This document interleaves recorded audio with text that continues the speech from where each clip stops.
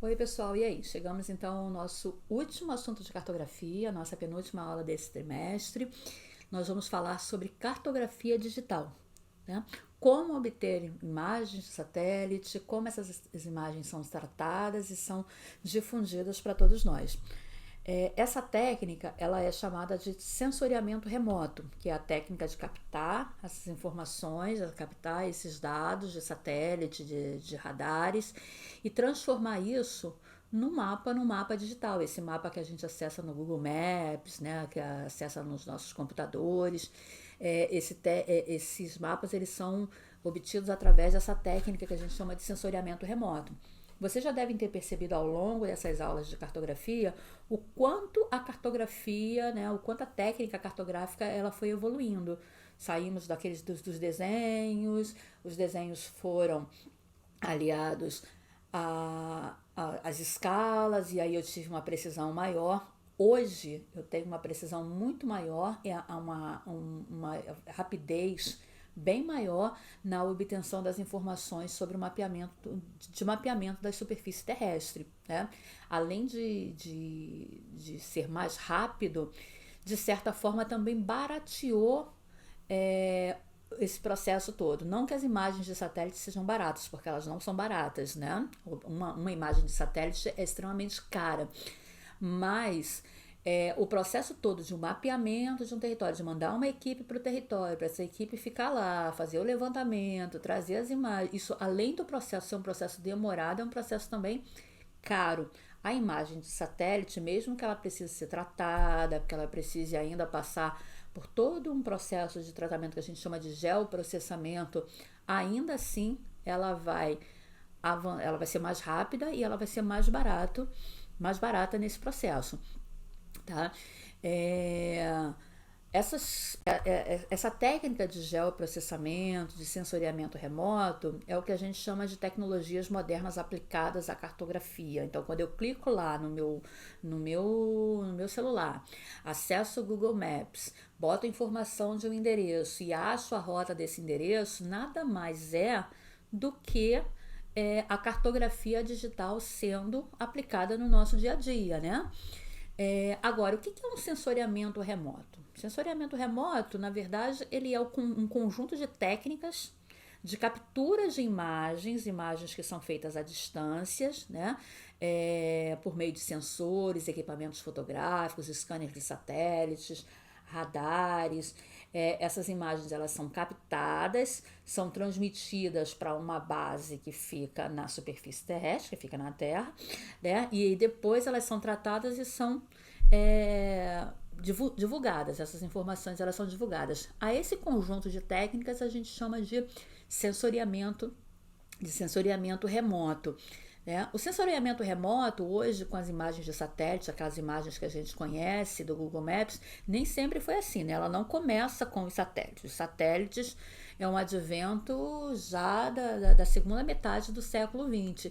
Inicialmente, as primeiras imagens aéreas, elas são feitas através dos balões, né? Então as pessoas nos balões fotografavam a superfície terrestre. Mas a primeira técnica chamada de aerofotogrametria, ela na verdade, o registro dela do período da Primeira Guerra Mundial, onde câmeras fotográficas foram acopladas a aviões e aí esses aviões percorriam uma rota já pré-estabelecida, né, e iam tirando fotografias. Essas fotografias elas eram tirando ponto a ponto, depois elas eram sobrepostas, né? Como a gente consegue ver nessa imagem aqui, ó. Foto 1, foto 2. Então a foto 1 ela tem uma parte do terreno, a foto 2 ela tem uma outra parte do terreno, só que em um determinado momento, parte desses terrenos elas se sobrepõem. E aí, através de modelos tridimensionais, eu consigo reconstituir a imagem desse terreno, consigo ver a topografia desse terreno, a altura desse relevo, se esse é um relevo mais acidentado ou não, através da captura dessas imagens, né? Só que pensa o seguinte, eu preciso de um avião, eu preciso de um equipamento fotográfico, eu preciso de um piloto de avião, né? Então essa é uma técnica cara, né? O equipamento que eu preciso, os recursos que eu preciso, não só de recurso de instrumentos, mas recurso humano que eu preciso para operar essa técnica, é uma técnica muito cara.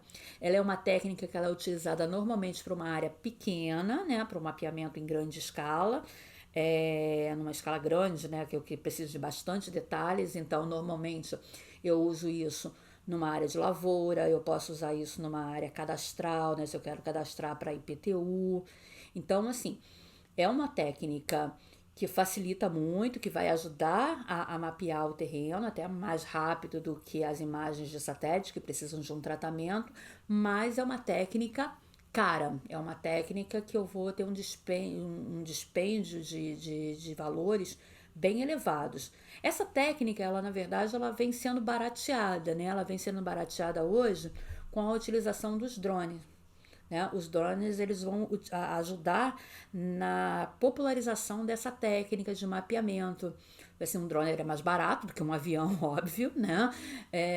O custo para se operar um drone infinitamente mais barato que o avião. Eu não tenho combustível, o treinamento de quem vai operar o drone é muito mais, né, muito mais barato e muito mais rápido do que o treinamento de um piloto de avião. Então eu consigo fazer as imagens com barateamento. Então, é uma técnica que vem sendo popularizada ultimamente com o advento do drone.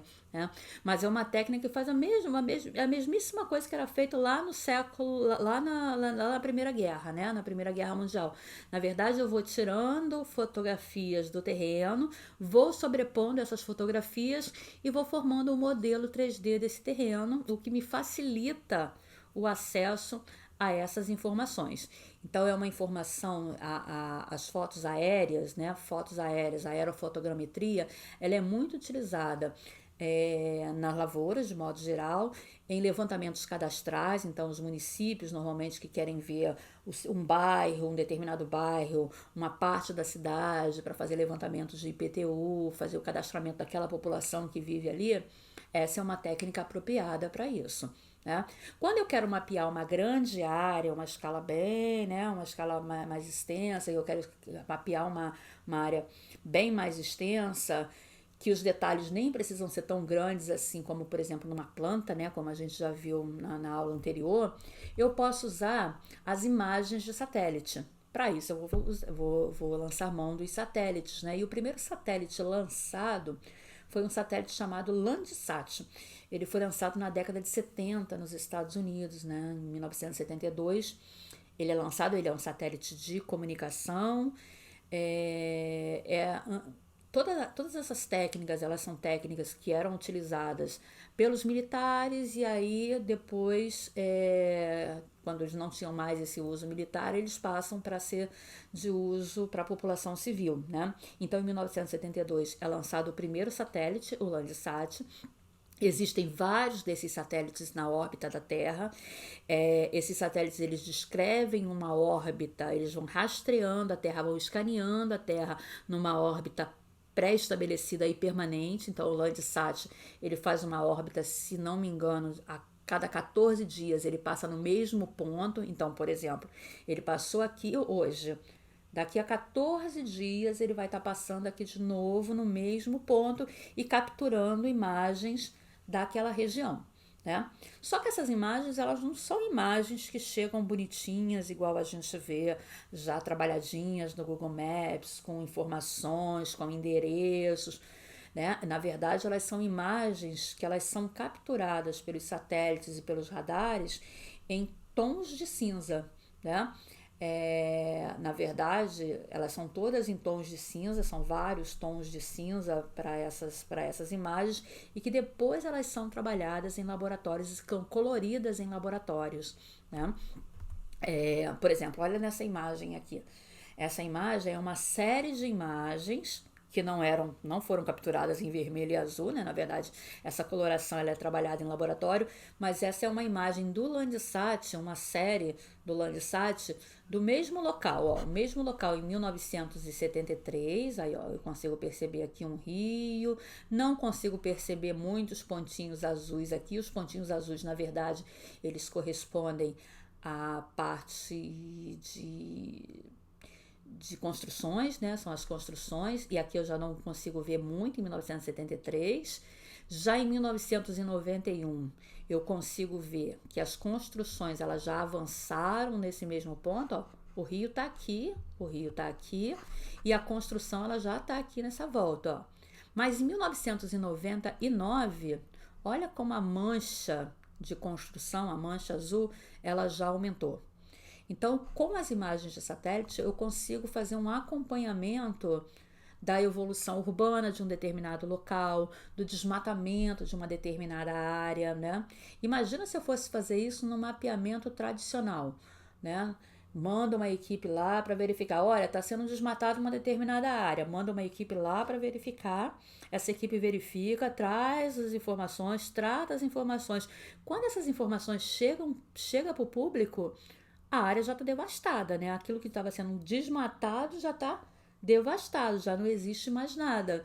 A imagem de satélite, ela vai acelerar esse processo, ela vai facilitar esse processo, né? E vai ser muito mais rápido o acesso a essas informações. Não é uma informação em tempo real, né? A informação ela não chega para a gente em tempo real, mas ela chega num tempo muito mais rápido do que no mapeamento no modelo tradicional. Então, o advento da cartografia digital, ele vai facilitar em muito o acompanhamento e a observação da superfície da Terra. Vai baratear o custo, né, de modo geral, embora as imagens sejam bem caras. O custo de mandar uma equipe até lá, o custo de mandar alguém capturar as informações, trazer as informações para tratar, vai ser infinitamente mais barato do que eu trabalhar no modelo tradicional de mapeamento. Então, a cartografia digital ela vai facilitar muito o acesso a essas informações. Bom, a cartografia digital ela trabalha com imagens de satélite. Ó, a gente está vendo nessa imagem uma imagem da cidade de Salvador. Ó, a fonte nova aqui, para quem é de Salvador. E Bahia. Aqui. Então a gente consegue observar nessa imagem de satélite a cidade de Salvador, né, o arruamento, a gente consegue ver a parte do mar, consegue ver uma lagoa, eu não me lembro do nome dessa lagoa, né, mas a gente consegue ver o estádio, consegue ver aqui, olha, uma quadra, não sei se está dando para observar, viadutos, então eu consigo observar uma série de informações aqui. Essas informações, quando elas são obtidas pelas imagens de satélite, elas não são obtidas assim bonitinhas, coloridinhas, não. Esse tratamento ele é feito em laboratório. Essas imagens elas são obtidas em tons, como eu havia falado, em tons de cinza, né? Os satélites conseguem observar até mais ou menos, se eu não me engano, 256 tons de cinza, né? O nosso olho consegue observar muito menos essa nuance, a gente consegue observar em torno de 50 e poucos tons de variação desses cinzas, né? Os satélites eles têm bandas de captura de imagens que vão além da banda que a gente chama da banda do visível, daquilo que a gente consegue enxergar com o nosso olho. Então, assim, o satélite ele consegue enxergar aquilo que está na banda que a gente chama de infravermelho e até de ultravioleta. Esses dados eles são capturados, são transformados em dados numéricos. Esses dados numéricos eles são mandados para uma estação na Terra, né, na superfície terrestre, e aqui ele é trabalhado e aí sim essa imagem ela chega bonitinha como essa que está aqui pra gente, né? Então as imagens de satélite, uma imagem dessa, como eu já falei, é uma imagem cara. Chegar nesse tratamento aqui é um processo grande, é um processo longo, né? Como eu falei, essas imagens elas são capturadas em tons de cinza, né? Em vários tons de cinza. Cada objeto na superfície terrestre ele tem um comportamento que a gente chama de comportamento, no sensoriamento remoto a gente chama de comportamento espectral, né? Mas a gente conhece também como reflexão, que é o albedo, né? Cada ponto na superfície terrestre, dependendo da coloração, ele vai ter uma resposta, vai ter um nível de reflexão, vai refletir parte da luz que ele recebe. Essa luz, ela pode ser uma luz direta, natural, pode ser uma luz do sol, mas pode ser também uma luz artificial gerada pelo próprio radar ou por um satélite. Essa luz ela é refletida sobre a superfície. Cada objeto tem uma forma, cada objeto captura um pouco dessa luz e reflete parte dessa radiação, radiação eletromagnética. Ela recebe parte e reflete uma parte dela. Como cada um recebe uma parte e reflete partes diferentes, essa parte que ela é refletida, ela é entendida pelo satélite como um tom de cinza. Então eu tenho um tomzinho mais claro, um tom mais escuro, um tom mediano. Cada objeto no planeta tem um comportamento diferente. Existe uma tabela para isso que é feita em laboratório, né? Então, basicamente, como isso funciona? O processo é exatamente esse, ó. Eu tenho a luz, né, a fonte de energia. Essa fonte de energia ilumina um objeto na superfície. Esse objeto absorve essa radiação. Parte dessa radiação é refletida e capturada pelo sensor, né? Esse sensor ele pega esses dados, transforma esses dados em dados numéricos, retransmite para uma estação ainda na Terra, né? No nosso caso aqui no Brasil a gente tem como referência o INPE, o Instituto Nacional de Pesquisas Espaciais. Esses dados eles são trabalhados, são tratados e aí sim esses dados eles são divulgados, né? Aí são feitas as análises, as aplicações desses dados em vários outros setores. Ó, essa imagem aqui, a gente pode ver um pouquinho melhor como é que isso fica, né? Essa imagem está no livro de vocês, ó. Eu tenho a fonte de energia, eu tenho os objetos na superfície, cada objeto reflete parte dessa radiação de energia que vai incidindo sobre a superfície, e aí, dependendo do tipo de objeto, tem comportamentos diferentes. A gente sabe que superfícies mais escuras vão reter mais essa energia, objetos mais claros vão refletir mais, e aí essa reflexão ela é capturada pelo sensor, mandada para a estação de recepção e aí sim trabalhada. É assim que funciona a primeira parte do sensoriamento remoto. Depois esses dados eles são trabalhados, são aliados a dados de informações, a tabelas de informações, e a isso a gente chama de sistemas de informação geográfica, que é um assunto que a gente vai ver na próxima aula, a gente não vai ver agora, que são os SIGs. Essas informações elas são mandadas para a população de modo geral, ou para quem vai usar, para os setores que vão utilizar, né? Por exemplo, essa imagem que a gente está vendo aqui, ó, uma imagem para a gente matar a saudade. A imagem da Escola Sesc, ó, a Escola Sesc nesse pontinho aqui, ó, marcadinho de amarelinho. Só que essa não é uma imagem da agora, não é uma imagem atual. Essa é uma imagem, ó, de 2008, época ainda que a escola estava sendo inaugurada.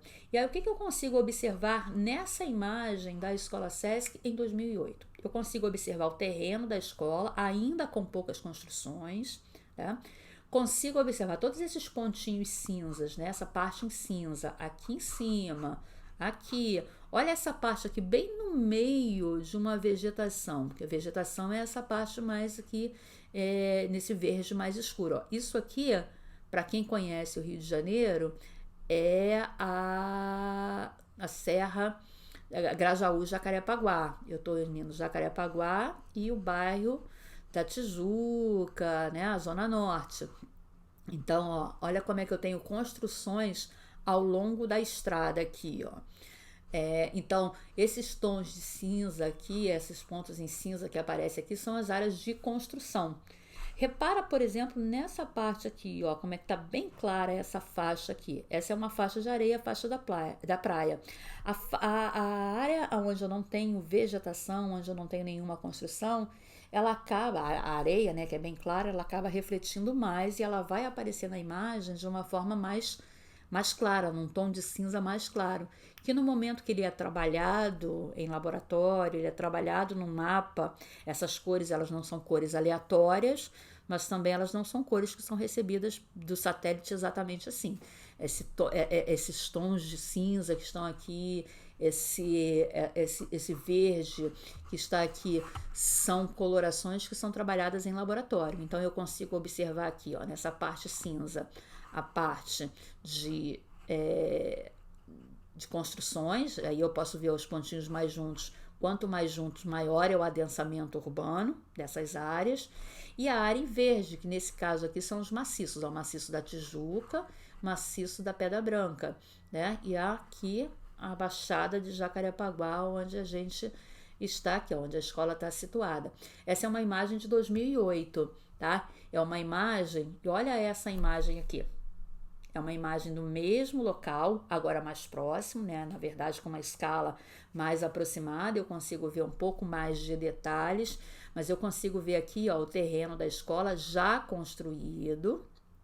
Eu consigo ver a população, as construções aqui no entorno. Essa é uma imagem, ó, de 2020. Não é uma imagem em tempo real. Quer ver como é que ela não é uma imagem de tempo real? O que eu tenho aqui atrás da escola construído? Eu tenho o CT do Fluminense, mas ela não aparece aqui, né? Então isso significa que isso é uma imagem capturada há um tempo atrás, antes do CT ser inaugurado, há uns 3 ou 4 anos atrás, e essa imagem ela vai sendo trabalhada e depois é que ela vai sendo colocada para o público, né? Para um acesso mais geral, tá? Lembrando novamente que o acesso a uma imagem dessa é caro, não é uma imagem única, na verdade é um mosaico de imagens que vão sendo montadas. Então imagina que o satélite passou aqui e pegou uma faixa, passou aqui e pegou outra faixa, e aí eu preciso juntar essas imagens todas para compor uma imagem geral. Então imagina numa cidade quantas imagens eu preciso para compor o mapa de uma cidade, né? O que eu queria chamar a atenção de vocês, na verdade, é para essas informações que aparecem aqui no mapa. Ó, essas informações, nome dos bairros, nome das ruas, informações de locais, informações da própria escola. Isso tudo, na verdade, é colocado através de um banco de dados. Então, assim, é uma informação através do que a gente chama de SIG, Sistemas de Informação Geográfica. E a gente depois vai entender como eu vou unir essas informações às imagens. Então, quando eu acesso um mapa no Google Maps, na verdade eu estou acessando a um sistema de informações geográficas, né? Então, ó, matamos a saudade, né? Vimos a escola em 2008, estamos vendo a escola na imagem que está disponível no Google Maps em 2020, tá? Então, agora, essas imagens elas são obtidas por diversos satélites, existem diversos satélites em órbita do nosso planeta, né? Nós vamos destacar 3 satélites que estão em órbitas, não é só por importância não, mas são os mais conhecidos, cada um tem uma utilidade, né? O primeiro satélite que a gente vai conhecer é o satélite chamado CIBERS, que é um satélite brasileiro em conjunto com a China. Nós vamos falar do CIBERS, do Landsat e do IKONOS, né? Então, o CIBERS, como eu já tinha falado, é um satélite, é um programa do Brasil em conjunto com a China, que lançou um satélite. É um satélite de comunicação e é um satélite também de monitoramento. É um satélite que faz o monitoramento, por exemplo, das queimadas no Centro-Oeste, das queimadas na Amazônia, do desmatamento. Então é um satélite que para a gente no Brasil ele é extremamente importante.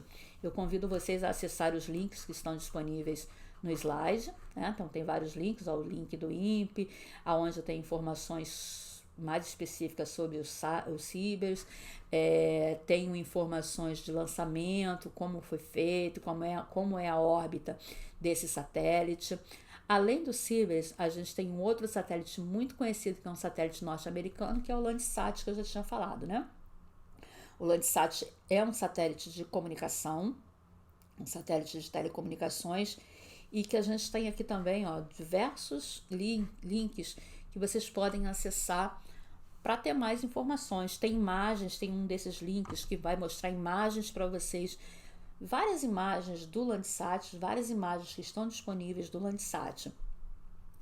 E o último satélite que a gente queria mostrar para vocês é o IKONOS, que é um satélite europeu, é um satélite de alta resolução, ele tem um conjunto de imagens ele conseguiu fazer uma imagem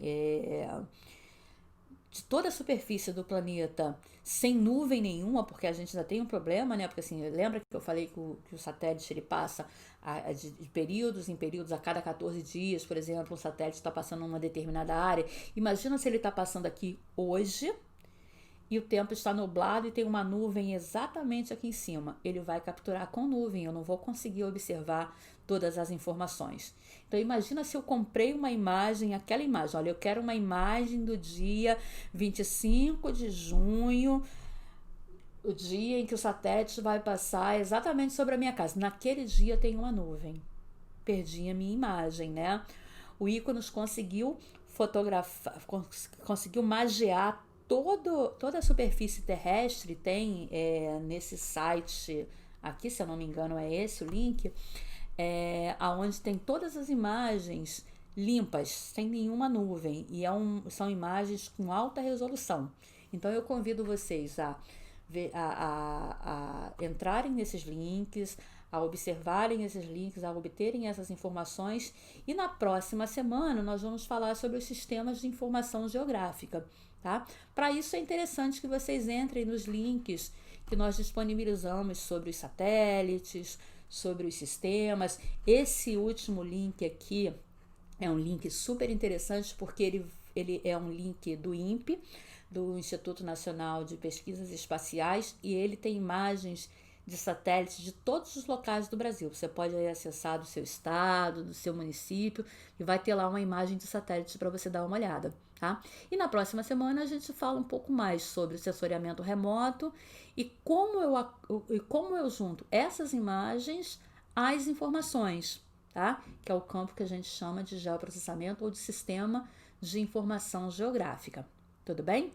Espero que vocês tenham gostado, espero que tenha sido útil esse momento e a gente se vê na próxima aula, tá bom? Um beijo a todos!